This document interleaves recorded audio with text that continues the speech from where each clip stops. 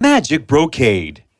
Once upon a time, long ago in China, there lived an old widow with her 3 children, Fan, Yi, and Mei. The widow wove brocades which were famous for their beauty. With prints of flowers, birds, and animals, no one could match her brocades. And by selling them, she supported her 3 children. I've finished for the day. I'd better buy my groceries. She strolled around the market when a picture caught her eye. A painting of a white house surrounded by green fields and a lush garden. Plumed birds flew everywhere, and beside the house, a river. How beautiful this painting is. I think I'll buy it. She bought the painting and hurried home. Fan, Yi, Mei, come here and see what I've bought. Ugh! Bought those sticky honey cakes, Mother. They came down and saw the magnificent painting. Whoa, it's beautiful! Isn't it? How I wish we lived in this magnificent place. Such idle dreams. Mother, did you get those sticky cakes or no? Here they are.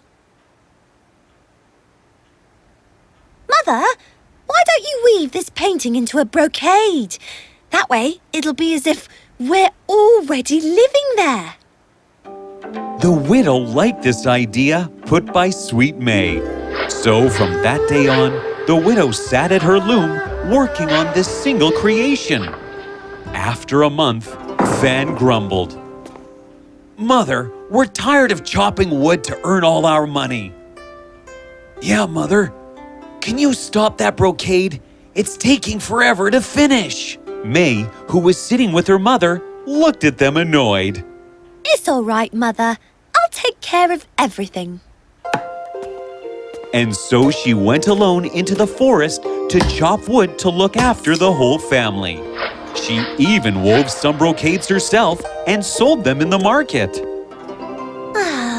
If only my weaving skills were as good as my mother's, then I would have earned much more. The widow burned pine branches for light so she could work at night. The form, and she often pricked her fingers, but she still persisted through. 1 year passed, then another. She had woven the magnificent blue sky, and the flowers were brilliantly red. At the end of the 3rd year, the brocade was almost finished. It's almost done. Just one last stitch. Just then, May opened the door and came into the room. Oh, is it almost done? It's finished. See how beautiful it is, my dear. It's terribly lovely, Mother. Fan and Yi both came and peeped in to see what the excitement was all about. Wow, it really is lovely, Mother. That will get us a good amount to live by for months. Months of sticky cakes. Ugh, stop thinking about those silly things. I will not be selling this. This beautiful piece is only for us. But as she spoke, a sharp wind blew into their home, caught the brocade in its arms, and flew it outside. May and her mother ran after it, but the wind carried it far over the eastern mountains.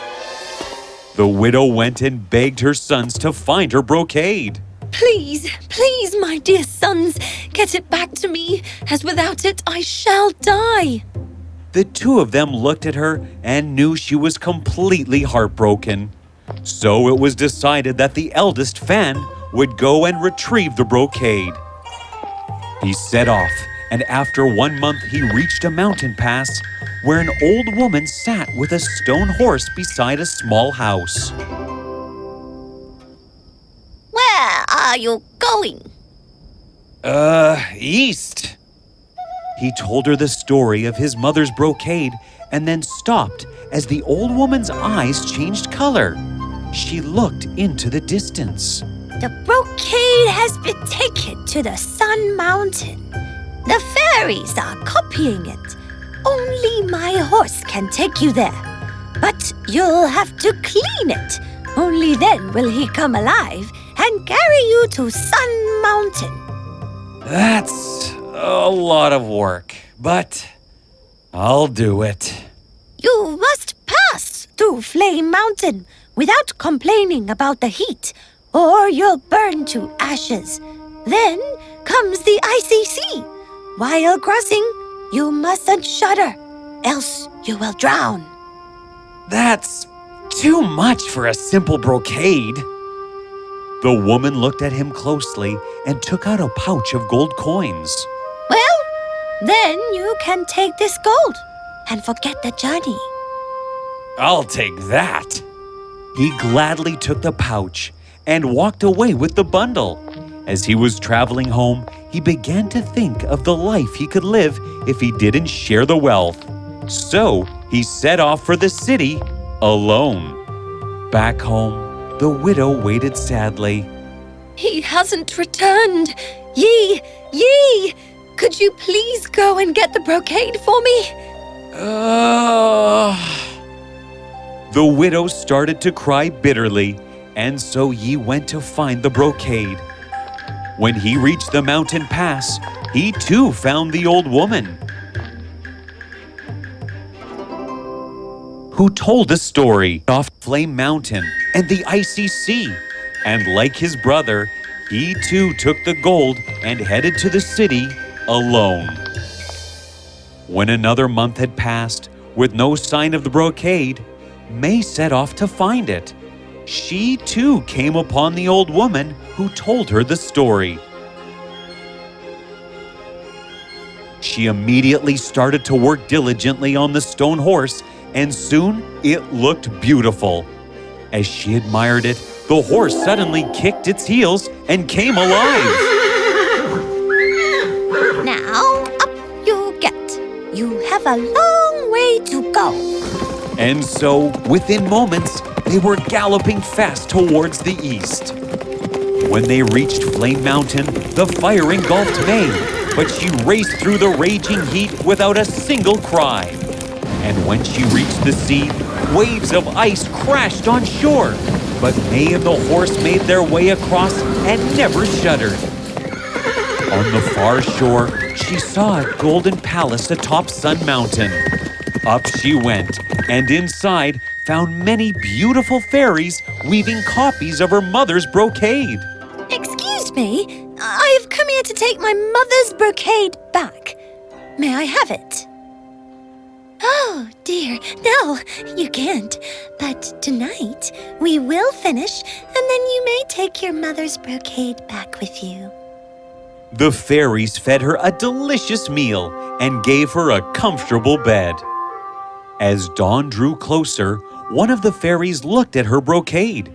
It was not nearly as beautiful as the widow's. She decided she could not let that brocade go, and so embroidered a picture of herself in the widow's brocade. At dawn, May awoke and saw the brocade lying before her and the fairies gone. Clutching it, she rode off, crossing the icy sea and the mountain of fire, and reached the old woman. Come here, my beauty. You shall rest after that hard journey. She sprinkled some magic dust on the horse, and it turned to stone again. May thanked the old woman and walked home. When she saw May and the brocade, the widow rose from bed, immediately healed. Together, they carried the brocade outside to look at it in the sunlight. And as they unrolled it, a fragrant breeze rose up, and the brocade grew until it covered all the land. The silk threads trembled, and the picture sprang to life. Plumed birds darted everywhere. Animals grazed on the bright green grass. The White House stood tall on the hillside. everything was as she had created it, except beside the river. There stood a beautiful girl.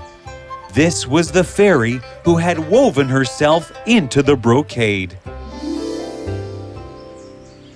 Hello, I am from the Sun Palace. Your brocade is so lovely, but no matter how hard I tried, I couldn't copy it. Well, then, why don't you stay here with me and learn? It is all I can do for you, for what your magic has done for us. And so the three of them stayed together.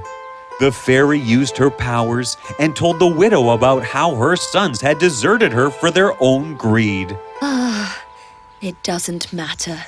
My May is all I need.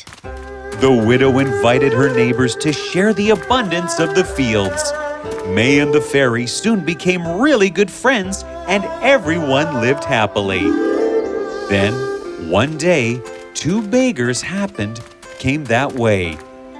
May went to ask them if they needed any help, but when she recognized them, she was shocked. What? Fan, Yi, how dare you come back after leaving us? The two brothers broke down and begged her. They promised to do anything to gain their mother's forgiveness. Wait, May. Let them do as they please. You two, go and work in the gardens if you're really sorry. But Mother! May, they are your brothers. If they are really sorry, then they deserve forgiveness. So, Fan and Yi worked hard to show their mother how ashamed they were. And finally, she took them in. How happy a family they were again. We must never forget the love and care another gives us, only to throw it away for greed. We must understand the effort taken and always give back whatever love is taken.